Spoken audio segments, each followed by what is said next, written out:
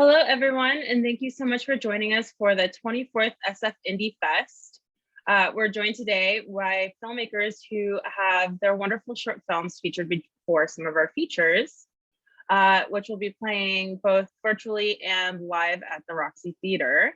So I'm just going to go around and invite our filmmakers to introduce themselves and let us know which film they're with. And we will start off with Tom. Hi, Tom. Hi, my name is Tom Kearney, and my film is Do It Yourself that I wrote and directed.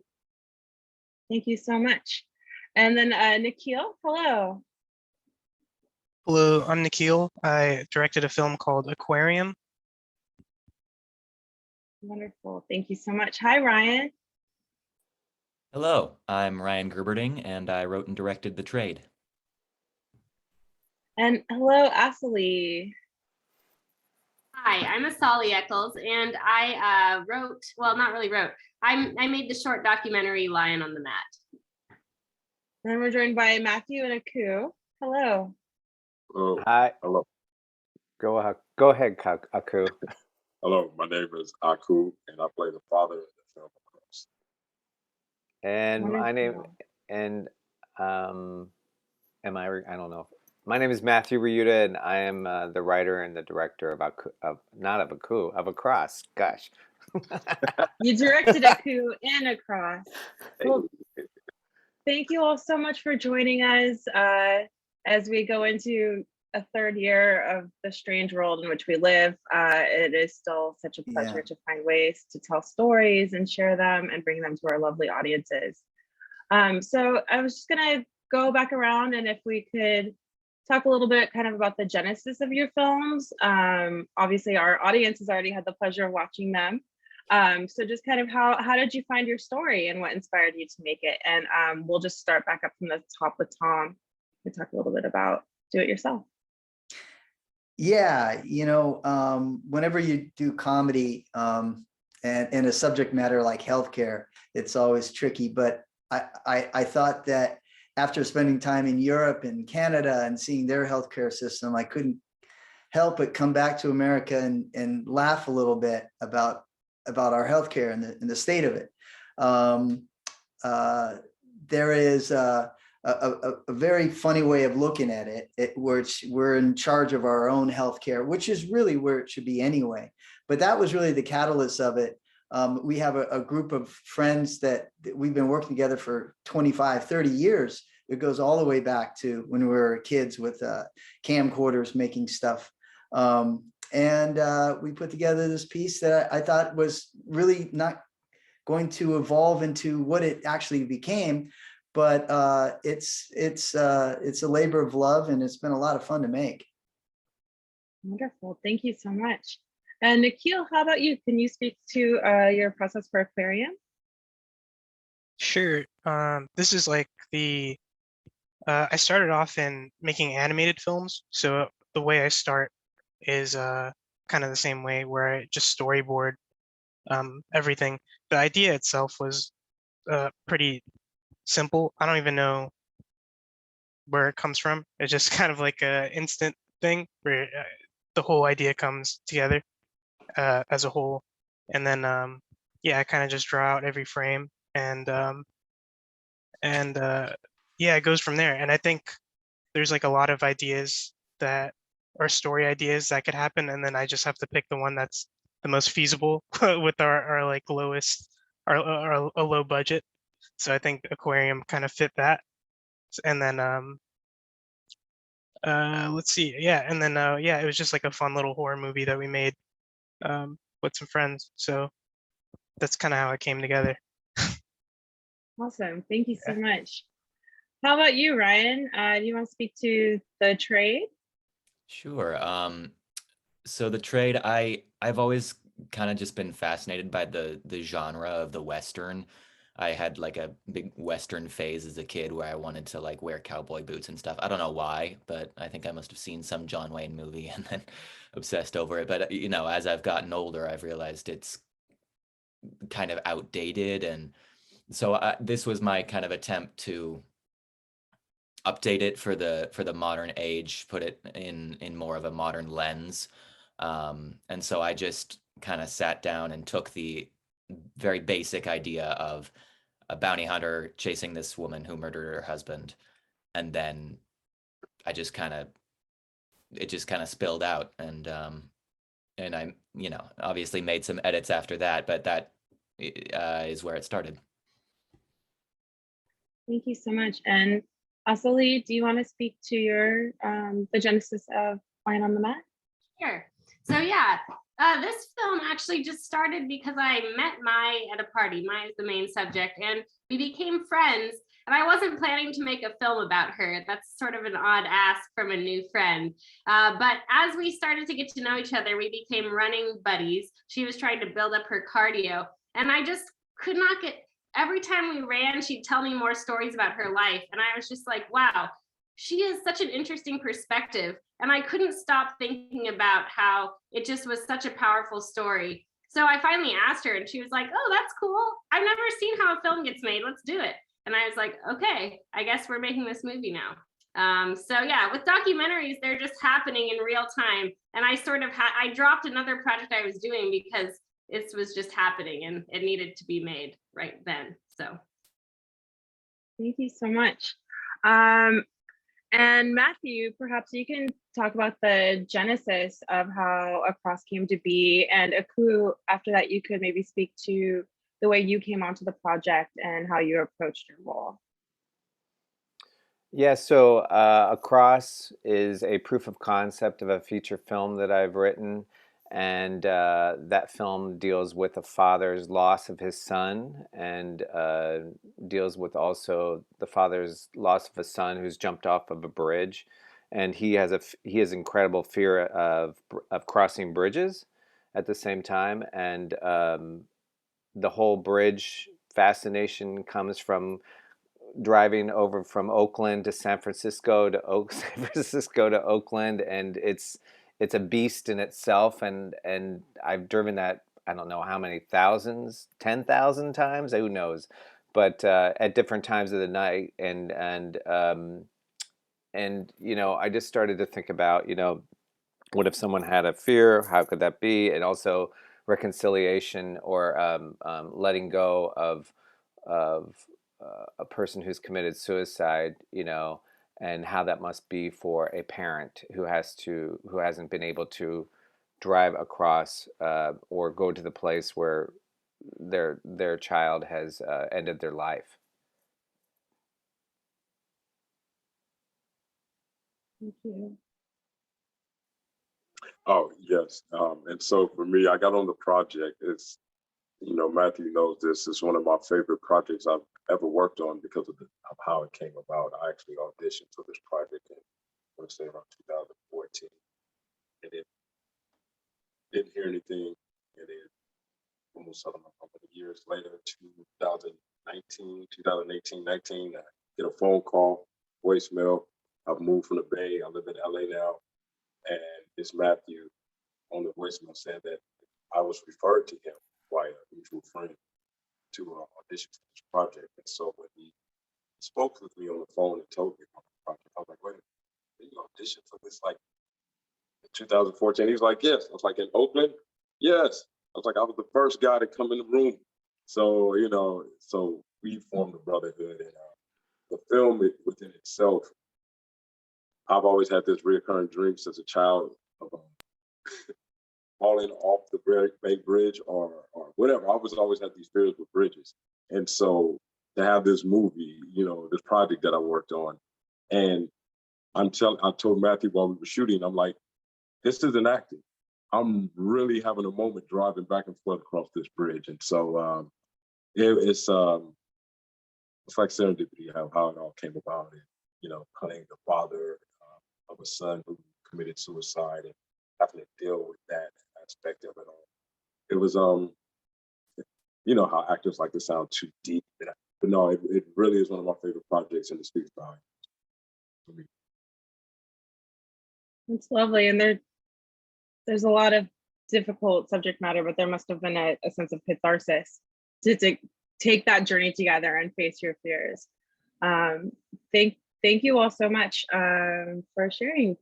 kind of the beginnings of your films. One thing that I keep coming back to while talking to different filmmakers, right, is how difficult filmmaking is, even in the most pristine of conditions, right? There are long days. Being a collaborative art means that you have the pleasure of dealing with lots of different people and lots of different needs. But then you tie in a global pandemic and a period of social unrest and reckoning.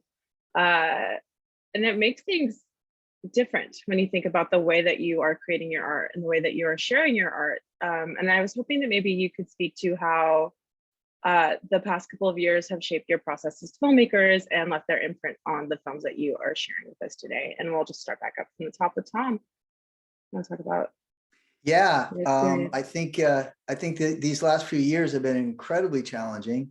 Not only in the filmmaking world, I'm also a stand-up comic, so everything was shut down as far as like getting on stage, and you need to have that to make it work. Yeah, it's been challenging working with protocols of COVID, and because I shoot everything at SAG scale and with union guidelines, so it was incredibly challenging and I didn't think I could really pull it off, but with the support of our team, we were able to kind of do it and try to make it work. But I don't think it's been more of an important time creating content and telling stories. There's never been a more important time to do it. I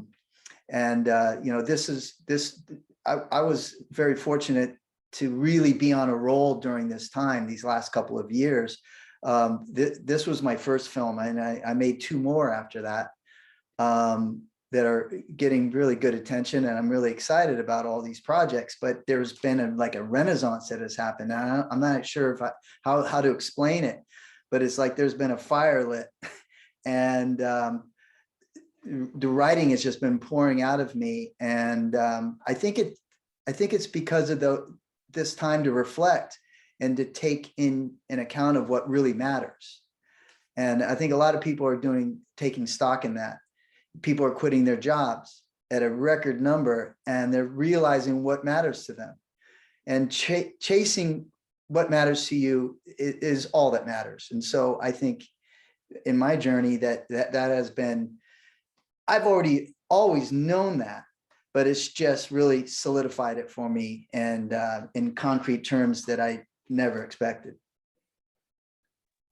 Thank you so much. Nikhil, how about you? How was your aquarium journey? Actually, I filmed this pre-pandemic, so I avoided the all that in terms of filming. I mean, it was just hard, but the normal way. And then it was like in post-production. We wrapped in October, and all the post VFX and stuff I basically did myself. And then it wrapped. I finished the movie in March of 2020, which is like right when everything started. So I was like, oh, and then like everyone else, it was like, oh, it's gonna be a couple months, and then like we could put it in film festivals again. But it was like a year and then 2 years. So it was kind of like, it was like this movie was like kind of on the shelf. I was like, whatever, I'm just not gonna think about it.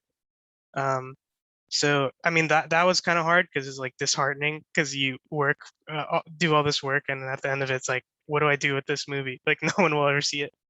And it's like, I guess I could put it on YouTube or something, but I kind of like, I get the satisfaction too of seeing it with an audience and stuff. So that was probably the hardest part, like the post of like, what do I do with this movie? Yeah. It's not only a collaborative to make, but it's collaborative to experience. And yeah, for sure. The togetherness of viewing, I think. Definitely.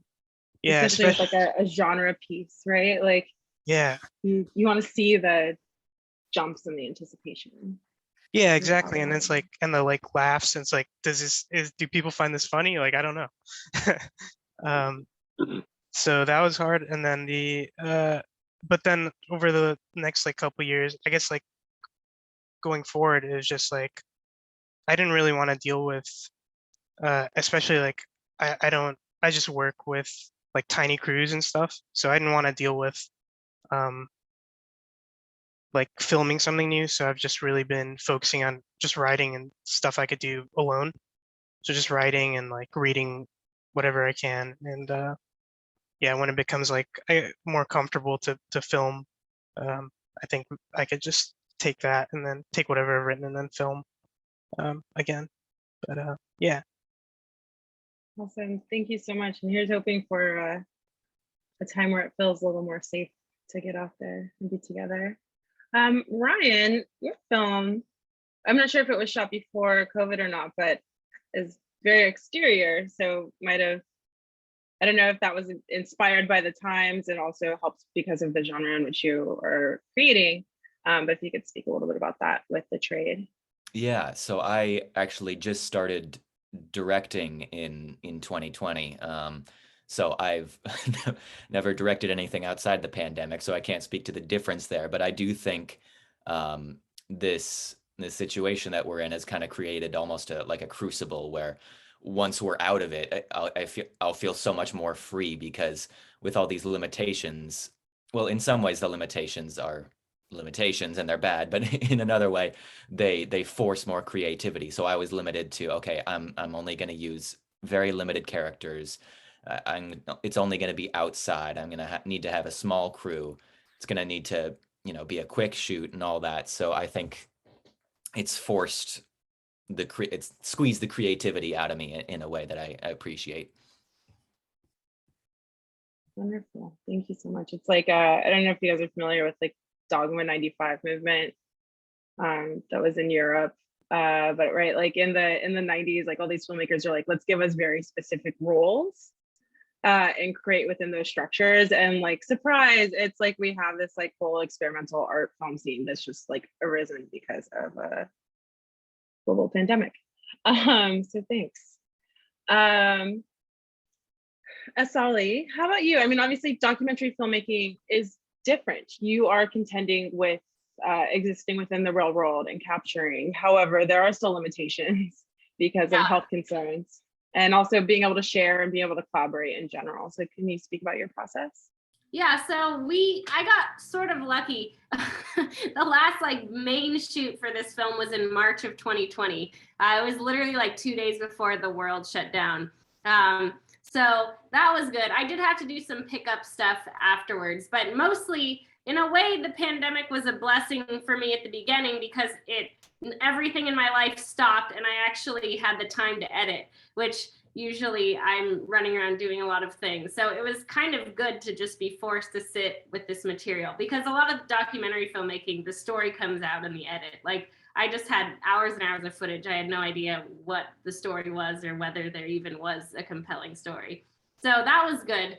But then, the pandemic's been very difficult. I finally got back out on set this past November with a larger crew. And like that, I would say was just such a magical experience for one thing, to just be with a group of people, sort of a community, working together on something. And it was just like, oh my God, I never realized how special filmmaking was when you're with a group and you all want the same thing and you're just getting up at 6 a.m. and meeting and working together all day. And like just to be with people working on a goal. I mean, before the pandemic, I'd taken it for granted, but because of all this isolation, I think it really reminded me how special filmmaking is. And I guess like everyone else is saying, sort of inspired me even more. So yeah, I guess sometimes being away from something reminds you why you love it so much. Thank you. I couldn't agree with that more. Matthew, obviously Across is a piece of a much larger whole that seems like it's been gestating for quite some time. What point did you come together and actually film the proof of concept, and how has the past couple of years affected like your drive to translate this into a larger feature film? Yeah, so like Aku had said, I tried to film this movie it wasn't 2014. It was around like 2018 or 2017. But you know, you have to get permission to film on the bridge. You know, you have to get a permit. And at the time that they were taking down the old Bay Bridge, and they were trying to some implosions or some extrapolations, I don't know, explosions were happening. And so I tried like 3 times to get a permit, and they wouldn't allow me. So it was kismet for me to film it at the time, because again, like I filmed this before the pandemic, like Nikhil, and I finished mine in February of 2020, right when everything shut down. I was editing with my editor in New York City, and right after that, everything shut down, and then we went into post. So it was kismet for that for too. So because when you're shelter in place, you can do all the post stuff, you know, like the color correction and the score and all that. But again, like it worked out great, because my dad passed away in November of 2018, and so I took my grief, and I took a lot of that sadness that I had for him, and I put it 6 months later into this film, because I said, I've got to do this now. I've got to do it now. This is for him. And I directed this piece for me, but also with the intention of my father in mind. So we shot it on Easter weekend, father son thing. You know, it was very like Aku said. There was a lot of spirit and something else that was going on that was driving the production besides me as well. And I want to think it was my dad, but you know, knocking from the other side, you know. But yeah, so I mean, again, like a lot of the post stuff was done during shelter in place, and then I was also editing another piece as well, another short film at that time. So yeah. Aku and Matthew, have you had a chance to be together in the same place and watch the film since it's been completed, or are you experiencing this virtually and from a distance? Like, how has your process been seeing how the films come Yes, to be completed? we got a chance to sit and watch the film in another setting in San Francisco. And yeah, like others, you know, you got a perspective when the shutdown happened. And also, I feel like I'm a lucky one as well, because we are just going to tell this film and doing, you know, any artwork like that. And I just so happened to live with my roommate as a writer director. So right after we were finishing up across, you know, here it is. I'm stage manager at the studio, so we both worked there together. Everything got shut down. So while we were in shelter in place, he comes up with this grand idea to shoot a feature. And I thought he was crazy and out of his mind. It didn't make any sense to me. We ended up shooting a feature, you know, with his girlfriend and myself, and the 3 of us, and got it done. So yeah, I think that everything happens for a reason. Matthew and what he was saying, yes, that's definitely his father. You look at across Easter Sunday, father, son, all these things coming together. So yeah, when you really look at how things played a part in where we're at today, you know, I think we'll be able to look back at it like, hey, we're still here. God bless those that didn't make it, but we're here. We're filmmakers, and we get to watch movies. That's the blessing. Yeah, thank you so much. I couldn't agree more. And I will say one thing I have been hearing a lot is people who have really leaned into their like pods for their collaboration during this time. So I think the past couple of years have definitely been like a test of who you can stand, and that might even be internal. I know for me, I'm like, ugh, I hate myself. Let's do something else. Like, but it takes a lot to get your story together, to get the components together, to bring them to the screen, and then to have the right environment to be able to share them with people, right? Like sometimes I think as filmmakers, it's easy to forget about the audience on the other end. And I feel like your films are examples of really bringing something home that has an audience in mind, and they're all very genuine pieces of art. So thank you so much. So unfortunately, our time has come to an end, but I feel so lucky to get to have the chance to speak with you all. And I'm just gonna, for our audience at home, thank you for participating in the 24th SF Indie Fest. And let me tell you, which hopefully you've already seen them, but here's the films and their pairings. So Across is screening with The Sleeping Negro. Lion on the Mat is screening with The Creative High. Do It Yourself is screening with Mother Schmuckers. Aquarium is screening with Double, and The Trade is screening with Landlocked, both online and at the Roxy Theater in person. So thank you all so much for joining me. It was beautiful to have the chance to see your faces. Yeah.